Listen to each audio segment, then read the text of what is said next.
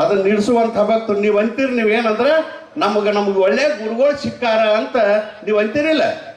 ಮಧುಗೌಡ ಮಹಾರಾಜ ನಾವು ಕಳ್ಕೊಂಡ್ಮೇಲೆ ಅದೇ ರೂಪದೊಳಗೆ ಅವಧೂತ ಸಿದ್ಧರಂಥವ್ರು ಮಹಾತ್ಮರು ನಮ್ಗೆ ಸಿಕ್ಕಾರ ಅಂತ ನೀವು ಅಂತೀರಿ. ನಾ ಅವಧೂತ ಸಿದ್ಧರಿಗೆ ಒಂದು ಮಾತು ಹೇಳ್ತಾರೋ, ನೀವು ಅವ್ರಿಗೆ ಒಳ್ಳೆ ಗುರುಗಳಾಗಿ ಸಿಕ್ಕರಿ, ಅದು ಅವ್ರ ಪುಣ್ಯ. ಇಂಥ ಭಕ್ತರು ನಿಮಗೆ ಸಿಕ್ಕಾರಲ್ಲ, ಇದು ನಿಮ್ಮ ಪುಣ್ಯ ಅಂತ ನಾ ಕೈ ಎತ್ತಿ ಹೇಳ್ತೇನೆ. ಇಂಥ ಭಕ್ತರು ಏನು ಸಿಕ್ಕಾರಲ್ಲ, ತನು ನಿನ್ನದು, ಮನ ನಿನ್ನದು, ಧನ ನಿನ್ನದು.